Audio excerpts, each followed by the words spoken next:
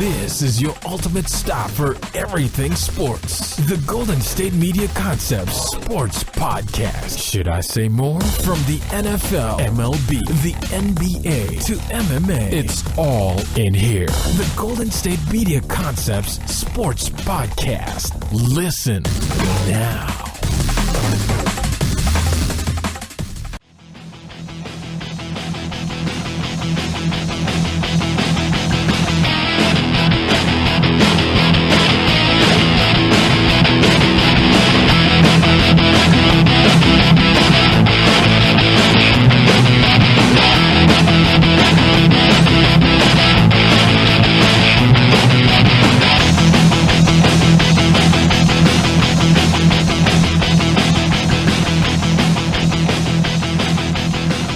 Hello, everybody, and welcome to the GSMC Sports Podcast, brought to you by the GSMC Podcast Network. I'm your host, Jeff Malinoff, and boy, we've had some exciting Sweet 16 games already, and we're halfway there to find out who's going to be in the Elite Eight. We had an overtime thriller between Purdue and Tennessee we're going to be talking about mainly.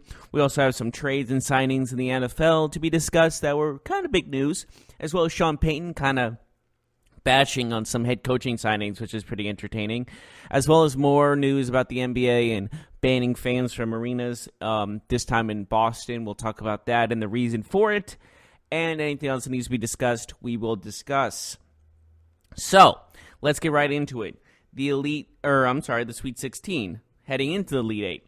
We have 4 participants already in the Elite Eight, and we had some games yesterday, most notably between Purdue and Tennessee, as Purdue hang on to win in overtime 99-94 over Tennessee in one heck of a game. Of course, Edwards, who might get like most outstanding player if they win the tournament if Purdue does, he had another amazing game with 29 points. Klein himself had also 27, and it was just a great game to watch all around if you missed it. But Purdue was up 40-11 going into the second half, but man, Tennessee went on a run, got them into overtime, but it wasn't enough. But hats off to Tennessee for an amazing season. They're probably going to be back again real soon. But Purdue gets into the Elite Eight for the first time since 2000, so almost 20 years. And I believe let's check last time they were in the Elite Eight, shall we? They lost to Wisconsin 64-60 in 2000 in the Elite Eight, and they really haven't made it to the Final Four since 1980. And they have not won a championship. They were runners-up in 1969, but that is as close as they got. This was Purdue's third straight entry into the Sweet 16, so they lost the last 2 appearances they were in the Sweet 16, so good on them to get over that hump and get into the Elite Eight. But there's still a lot more to come throughout this tournament. And looking at it right now, it's going to be interesting to say the least. If we're looking at the brackets at the moment, it will be Virginia versus Purdue in the Elite Eight. And it's funny how Virginia went on to lose to Baltimore County last year, and now we're in the Elite Eight this year. That's a good turnaround. They almost did lose to number 12 Oregon, so it was interesting to say the least how this team doesn't really handle well against low-seeded teams for some reason. But regardless, they are facing Purdue, and I did pick Purdue to win the national championship. I did predict to win the whole tournament, so I'm going to keep on with that, and they have proven why I picked them. They just have some great players all around. That is the only official matchup that's... No, I'm sorry. We have Gonzaga and Texas Tech also in the Elite Eight as well. And I'm pretty sure the winner of those 2 games face each other when it comes down to the Final Four. I could be wrong on that, but we'll see. As for Texas Tech, they had I'm not going to say exciting game, but they had a game against Michigan. Michigan were the runners-up last year, but could not repeat that same magic this year as they fall 63-44. I mean, the first half was 24-16. It was dull. I really don't know what else to say about that. It was just dull nonetheless. And there's and it's really hard to look at, but they had a 17-0 start this season, and it's just a disappointing way to end it, not even getting to Elite Eight. But Texas Tech keeps on holding on. I know they're number 3, but I guess you can call them the underdogs in this situation. If you had I guess maybe Purdue is. It's really hard to pick a underdog per se in this year's league because, like I was saying before in earlier podcasts, this is a very top-heavy year. And, I guess since Virginia Tech is the lowest seed in this at number 4, that's continuing to stay in it at least. They're the underdogs. Of course, they are facing Duke, so they might not make it past them. But it is very interesting to see what the other 2 games in the Elite Eight will be. But it's going to be interesting to say the least. The other games that are happening, like I said, are Virginia Tech and Duke today, as well as Michigan State and LSU, Auburn and UNC, and of course Houston and Kentucky. So obviously all these, Auburn is the 5th seed, so I guess they're the lowest. Honestly, is 5th seed really that low in this circumstance? They had to face a lower seed, a number 12 seed at this point during the in the beginning of the round, so they didn't really have much to overcome, to be honest. So there's not a lower seeded team. So with that being said, is this a predictable Final Four, a future Final Four, and possibly the 3 of them being a number 1 seed, like I was predicting earlier? Or maybe there's more to it than we think. Maybe there'll be a 5 seed in there and a 4 seed in there. Maybe Arizona or Virginia Tech, will pull off quite possibly the impossible, facing the Duke, and Auburn facing North Carolina. So there is a lot of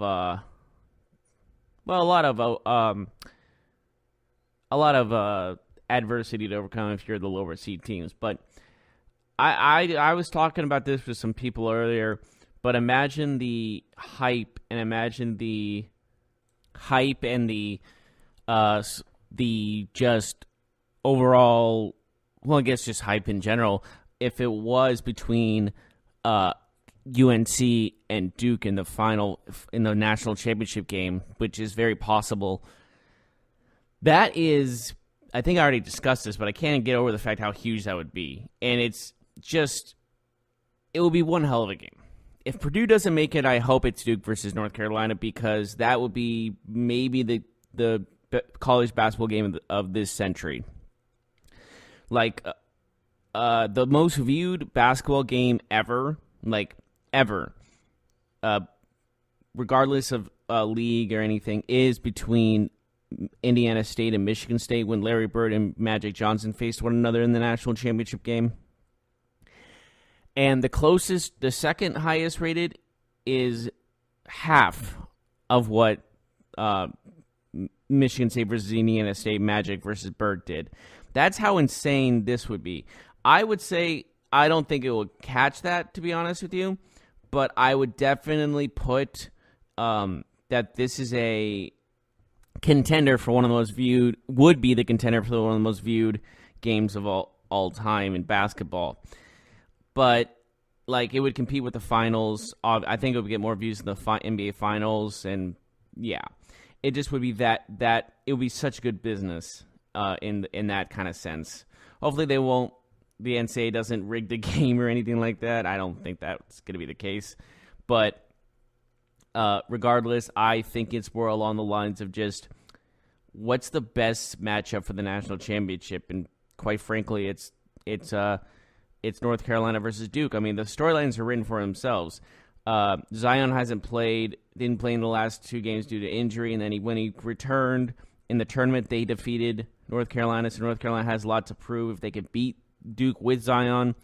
They beat Duke multiple times without Zion, so that is a bit of a what you would call an asterisk in this rivalry this year. So it would definitely be one of the most interesting matchups in college basketball history in the national championship game, if that is the case. But both teams are barely, Duke barely has hung on to where they are now. So we'll see how they can handle themselves against Virginia Tech this upcoming game today. But honestly, like, I'm loving the tournament. Like, I wish there were. Would I wish there were more upsets? Absolutely. I love the fact that a number 16 seed won last year, and I love when a 15 seed beats a 2 seed, and so on and so forth. I think it's like that opportunity of like anything can happen type of scenario. I think everyone thinks that as well.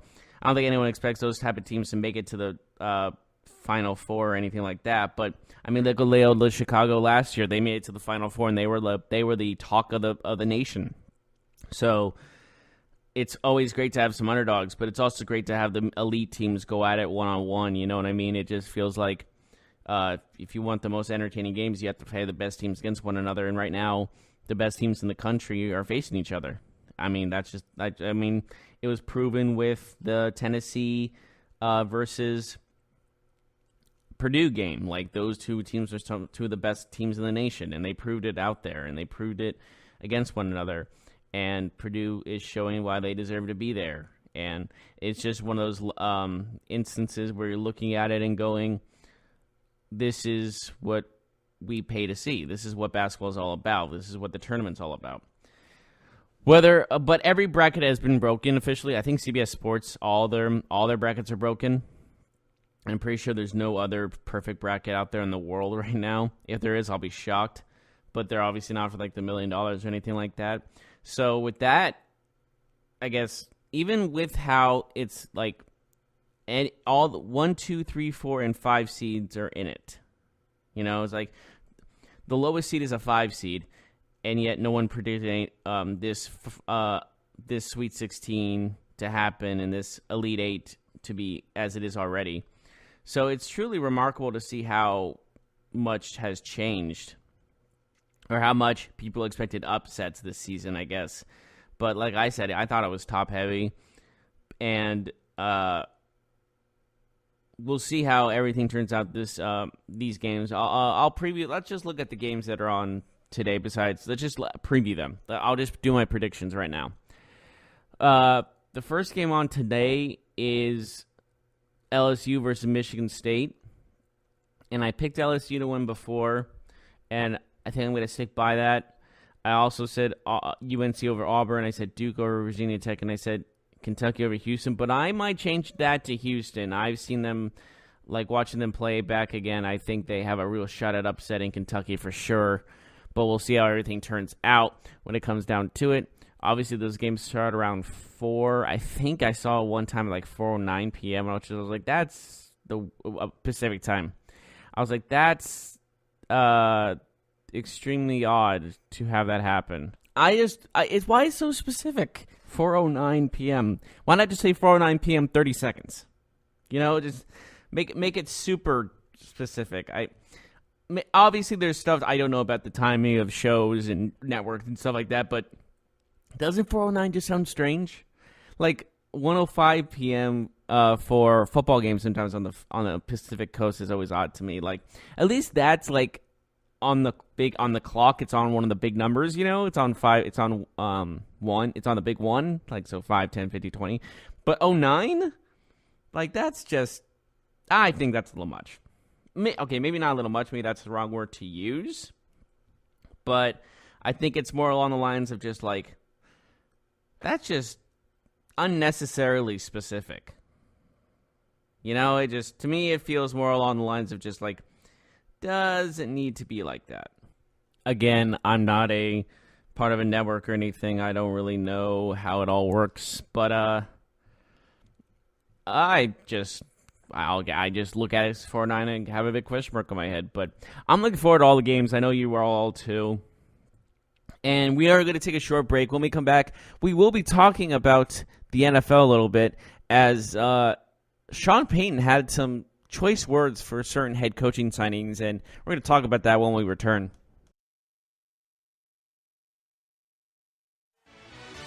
Are you looking for the very best NFL and college football podcast? Then check out the GSMC Football Podcast. Get the latest football news both on and off the field. From the NFL Draft to trades to the rumor mill to the NFL Combines, they got you covered. That's GSMCpodcast.com/football-podcast. Get updates on college rivalries, game day insights, and much, much more. It's football talk the way you want it. This show eats, sleeps, and breathes football. Don't forget to like them on Facebook and follow them on Twitter. Visit GSMCpodcast.com for more info.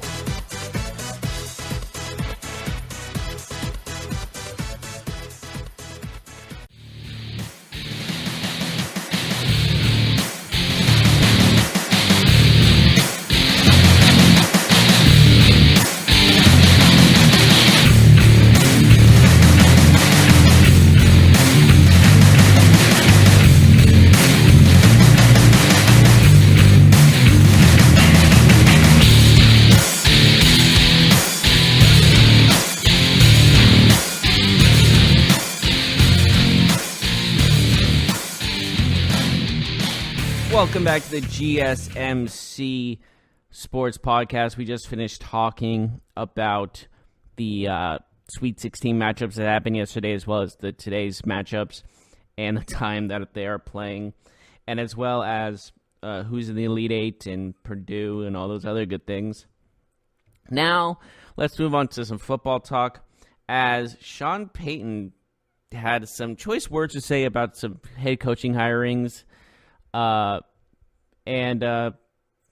Basically what he said was this. Ultimately, you would say, if we did a little history, successful head coaches probably come from the East and the West and North and South. They probably come of both color, and they probably come on defense and on offense, and they're good leaders. The lack of diversity also had led to some calls for action. That's an interesting take on it. And he was also just saying, he capped off by saying, some teams are making mistakes and the Saints cannot wait to play them. And they're so focused on getting the next Sean McVay that other qualified coaches are getting pigeonholed. Never heard that saying before. For getting an opportunity to prove themselves.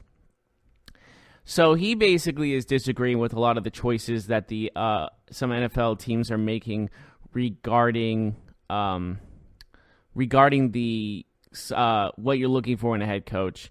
So a lot of teams have signed a lot of young, inexperienced coaches, and they're looking for that John McVay type of thing where it's like, let's give this guy an opportunity. He could totally become this guy, and we can get to the Super Bowl in a couple of years. When in reality, Sean McVay's he's rare. That's just the bottom line. He's a rare piece of coaching prowess he has the charisma and he has the ability to really rally teams, players around him, and he knows what to do on the offensive side and gets the job done. He knows how to work everybody around, and he just has a very talented team around him as well. And obviously, some coach hirings were, they were they were not controversial, but questionable. Again, based on age and experience and that kind of stuff. And so, with that being said, it's interesting to say the least how these coaches will do. We don't know how the coaches will do yet. Obviously, a lot of first-year coaches will see how each of them play out. And 6 of the 8 new head coaches hired this offseason came from an offensive background. And 2 of them were offensive coordinators. Actually, 3 of them were offensive coordinators last season. And with that being said,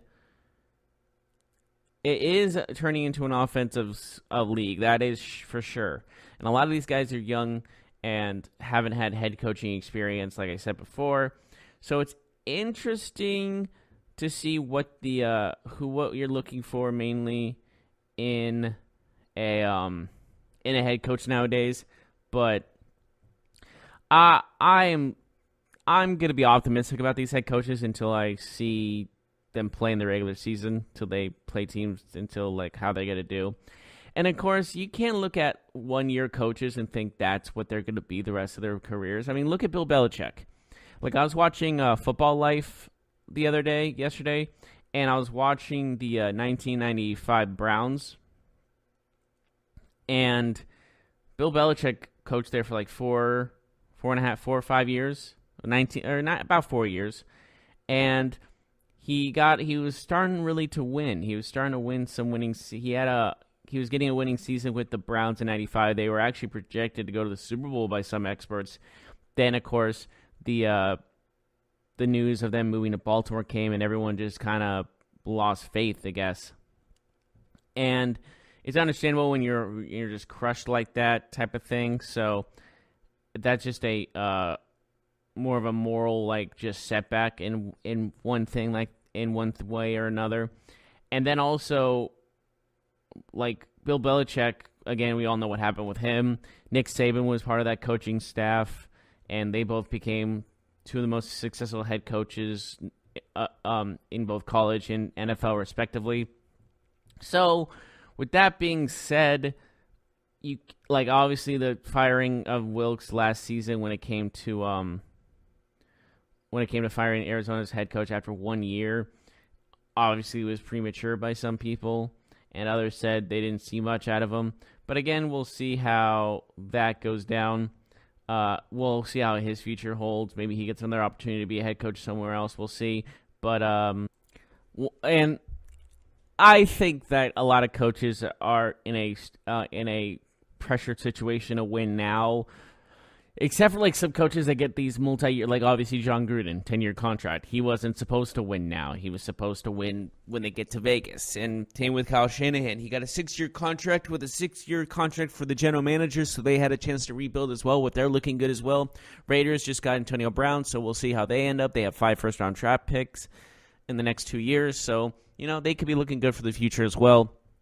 So in my mind, I've always thought give coaches time, and some teams just don't. You can't give a guy a 2 to 3 year deadline when a lot of these teams need like a 5-year plan when they get a new head coach. But they see these guys who come right out of the gate winning with a team. But when you're looking at those teams, they were built to win right then. It just, the previous head coach wasn't getting the job done. Sometimes you just need a new change in scenery or a new change in coaching to really move a team up. And a lot of times teams think they have the talent, and then all they need is a head coach, and boom, they're champions. But in reality, they need everything. They need a lot more than what they think they need. And that's when they blame the head coach and use that maybe as a scapegoat, in my opinion, to really not blame themselves. So that's always been my take on it. And with that, I always think like coaches should get at least a 5-year contract, because I think 5 years is a good point to where you're looking at it and going, okay, I get it. That makes sense. That's a logical length of time to build a team. And maybe 10 years is a little long. $100 million is a little much, but that isn't my choice to make. And then also we're sticking with the NFL here. The NFL is waiting on the Tyreek decision until authorities close the investigation. So the NFL is not going to discipline him until they figure out what everything is going on, which they always should have done. They have multiple times suspended players without the investigation being finished or the investigation being closed, and they just hear what's going on. And so I've never really liked that per se. So I'm very happy that they're actually going to be patient with this instead of just pulling the trigger right away.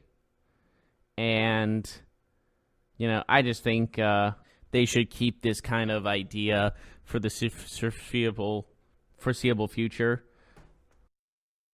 I just think overall it's the right thing to do. wait till you have all the evidence before you make an abrupt decision about a player's suspension or anything like that. Because there's been multiple times over where the NFL supposedly doesn't have any evidence and they suspend the guy for an extended period of time. So I just think maybe be a little patient,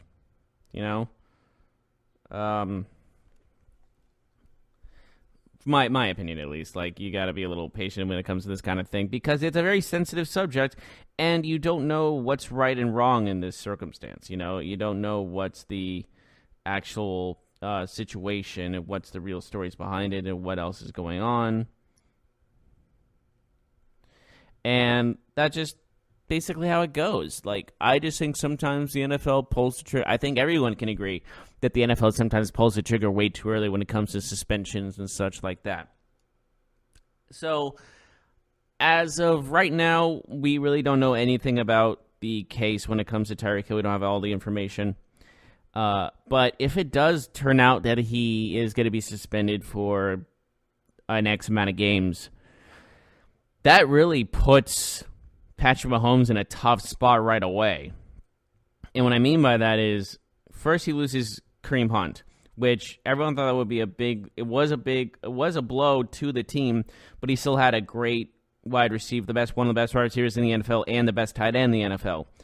But if he loses one of that as well, if he loses Tyreek Hill, does that mean he's not going to have another great season? Or is this going to be this is a season that he needs to prove that he deserves to be where he is and deserves to be an MVP, not just because of how talented the team is around him.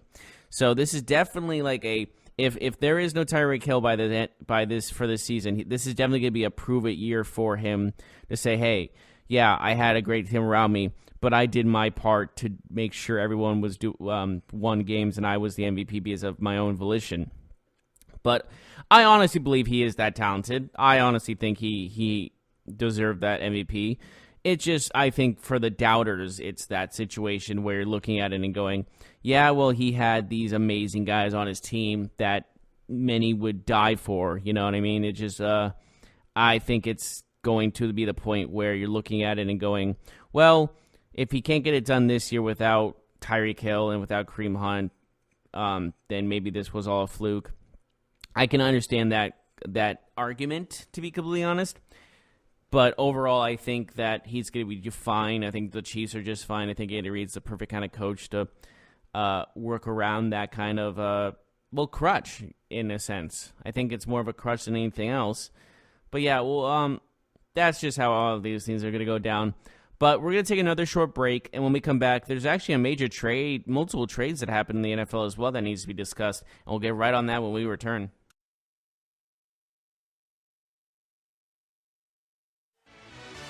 Check out the show that's built on the MMA. From the UFC to extreme cage fighting, they got the fights covered. Check out the GSMC MMA podcast. Get the latest news on past or upcoming fights. Join us as we talk to and about some of the biggest names in the MMA, past, present, and future. When it's the fight game, there's just one show to check out. GSMCpodcast.com/MMA-podcast. Don't forget to like them on Facebook and follow them on Twitter. Visit GSMCpodcast.com for more info.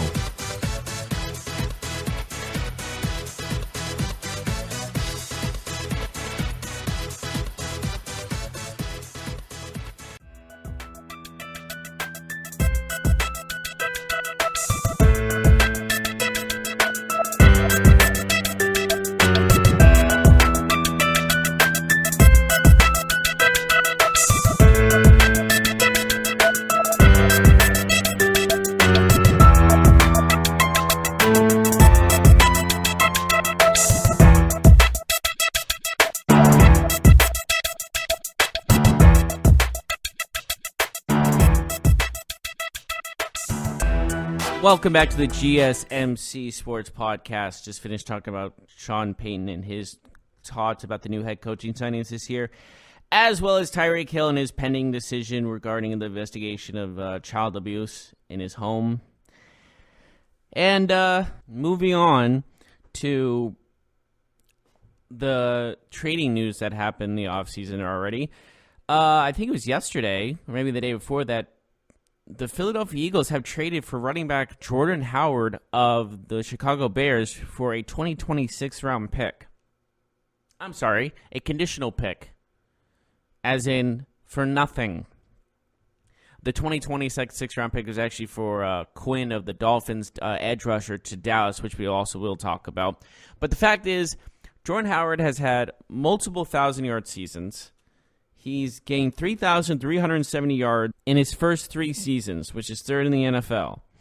And he scored 24 touchdowns in that time, and they just gave him away.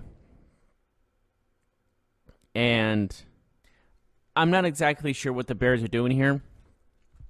I thought he did perfectly fine last season. I didn't see any reason to trade him for a conditional pick. Like, I would expect like a 3rd-round pick at best. He's worth a 3rd-round pick in my opinion. And it's crazy to think they gave away with him for so little. Unknown why. I haven't seen any reason why they would give him up to me. Maybe contract purposes for the future. I really don't know the actual answer. But hopefully we'll find out more soon. But I'm assuming it's going to be for contract purposes. Well, let's look at his current. Well, he's on a rookie contract still. Maybe I believe they are more thinking about a contract extension for the future. I mean, let's look at his current contract. It's a rookie deal. It's only 3-year. It's only a 3-year deal at the moment. Well, it's a 4-year, $2.5 million deal. He was going to be a free agent starting next season. So yes, it was $2 million cap hit. So it was, I guess, does help the fact that it was going to be a lot of money for this season, but his current dead contract only for the Bears is $62,000. So it's basically no dead cap at all for the Bears at the time. So, and the reason he's getting $2 million this year is proven performance bonuses earned. And last year he was getting $630,000 for that year. Now he's getting $2 million. So obviously he was a 5th-round pick. That's why his contract was so low. So obviously this next season after this season, he's going to get a massive contract extension if he gets another 1,000-yard season around there. So it makes sense in theory to get rid of Jordan Howard. But, man, I think they could have kept him.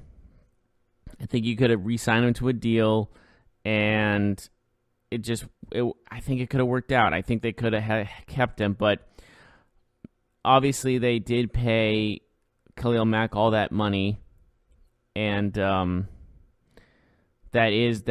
does put a damper on things when it comes to other contracts they're going to have to pay. So I guess they did have to sacrifice an elite running back, in my opinion, or a potential elite running back in Jordan Howard. And I think that's just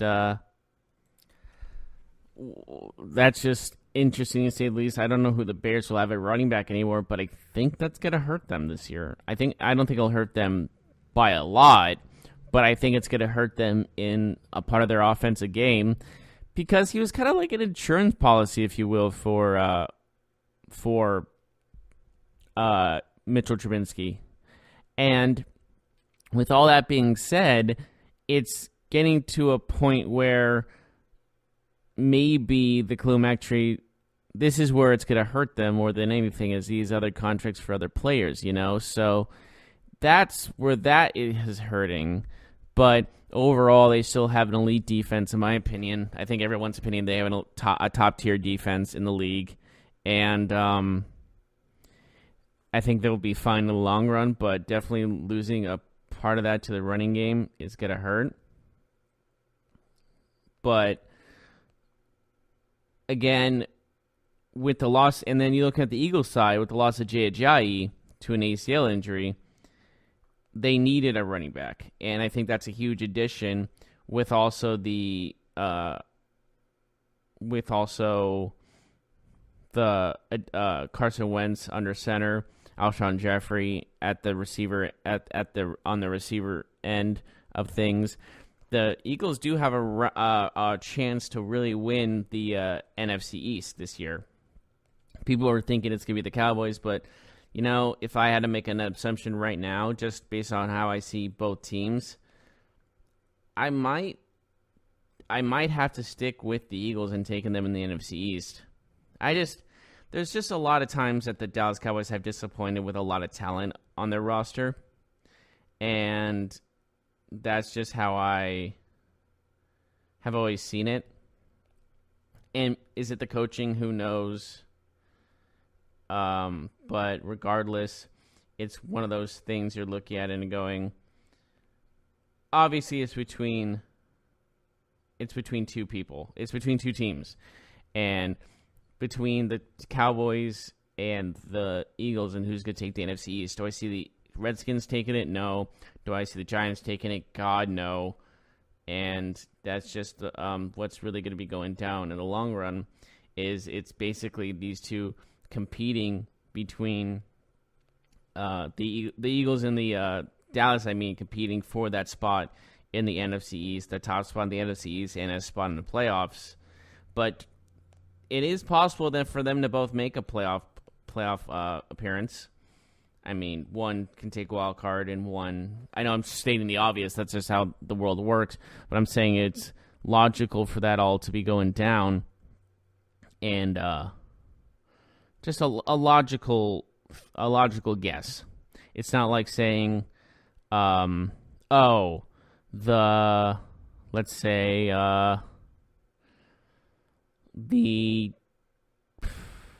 the Jaguars are going to go to the Super Bowl. Like, you can't really say that quite yet. Or along the terms of, like, a team's going to go 16-0. You can't make these assumptions, but this is a logical explanation of, like, these two teams are probably the most competitive in the NFC East, and they are going to be fighting for that playoff spot in that sense of their division. So with that being said, there was also another trade regarding an NFC East team. Like I said, the Dallas Cowboys have traded for Robert Quinn from the Miami Dolphins for a 6th-round pick, which still proves the fact that the Cowboys, or the Dolphins, that matter, are on a complete rebuild mode. They're just getting rid of everybody. This is like a sweepstakes. Here, take this guy, take this guy, take that guy. You get a player, and you get a player. Everybody gets a player. That's just like how this is kind of feeling in this situation. So, with that being said, who got the better deal? Jordan Howard for a conditional pick or Robert Quinn for a 6th-round pick? Well, the Dallas Cowboys did need an edge rusher, and they both filled holes. Eagles needed a running back, and Robert Quinn needed an edge rusher. Obviously, this is a very interesting situation to say the least.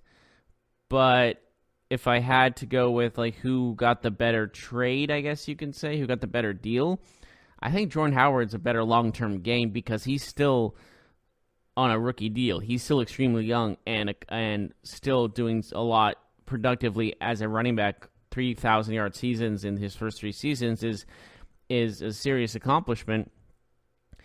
And I think it's gonna be good. I think it's gonna be the better trade overall.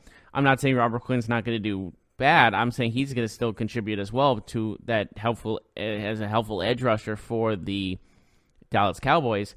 But I think Jordan Howard's gonna help in the long run with the offensive, with helping on the offensive side, offensive load for Carson Wentz, and not him just worried about the passing game, but him having a good running back and getting production over there. But we're going to take another quick short break, and when we return, we will finish up. We will finish up the show with more talks about the Celtics and who they just banned a fan, and we'll tell you why. Right back right after this.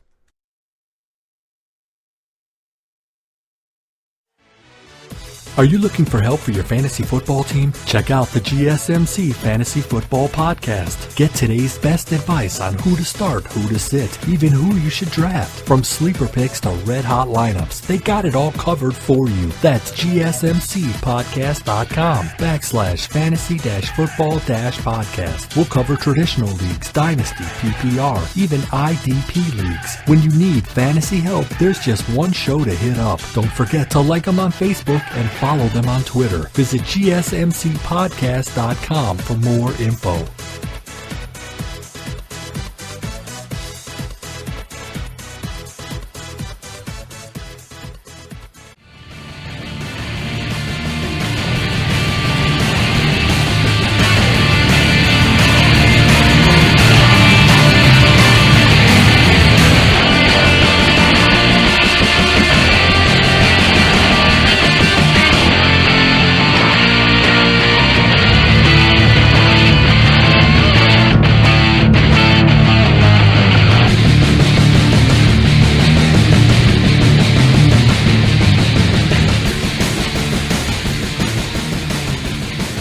Welcome back to the final segment of the GSMC Sports Podcast.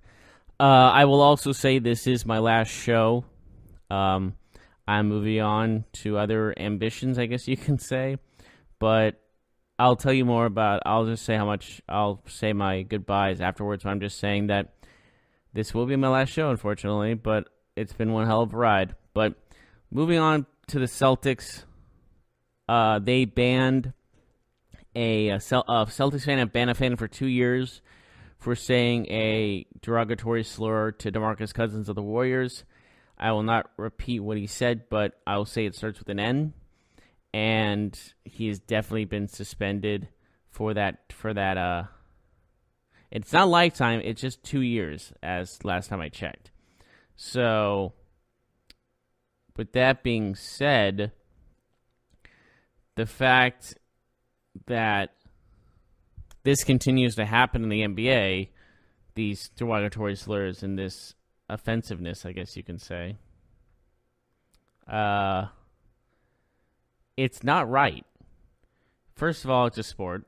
I'm assuming the guy was, I'm just going to go on a limb and say maybe he was drinking, which could have been a factor in why he said these things, but that comes out of your mouth is pretty shameful. And overall, you're looking at it's just disappointing. It's just disappointing. It's to see people do that during a basketball game. No one deserves to be called that. Obviously, you're complete strangers, too. So it's like, why do you have the right to say that?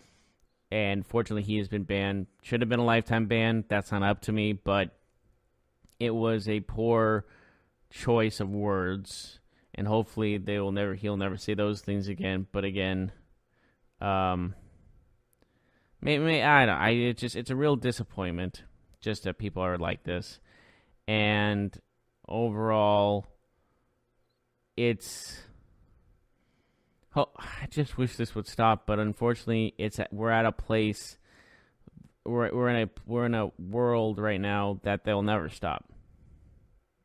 I don't think there will ever be a time where that will not happen. Regardless of what is going on, there will be a fan or two that says some pretty offensive things. It's just kind of how life works. But I think what really brings out the good character in people is how you respond to that. Not with violence or not with anything like that, but with maybe just ignore them, not respond to them. I know that's hard. It's not easy to not respond to that and not to fight back on that. And like, I've been called derogatory things for being Jewish. Like, I've been in that kind of situation where it's hard not to say, hey, you know what, up yours, and try to fight them on that, basically. So with that being said, I think would be a good example for the kids that you grew up, that are idolizing you as a player, is not react. Like, no one said a thing about DeMarcus Cousins responding to that guy either. I haven't heard a thing about DeMarcus. Like, I give DeMarcus Cousins all the credit in the world because I have heard absolutely nothing about his reaction to that. Either, like, if he just stared at him and starts, like, shook his head, I don't know what exactly he did, but it doesn't seem like it was a violent or a threatening action by DeMarcus Cousins after that guy. So I give him all the credit in the world for. I don't know all the details. It sounds like to me he kept his composure, and that's a big. That is a big character move, in my opinion. So that is a good example to bring on for kids watching you. That's how I always say it. So with that being said, I think that'll be our show today, and this can be my final show. I just want to say, if you agree with me or disagree with me, I loved every second of doing this show. I've always had a great time. I loved always talking about sports, whether it was with Mark Souza or just me. It's been an amazing ride, and I'm going to use what I've learned here for my future work, and maybe hopefully I'll be doing something of this same nature in the future, wherever I go. But as for right now, I'm Jeff Malinoff. I'll see you later.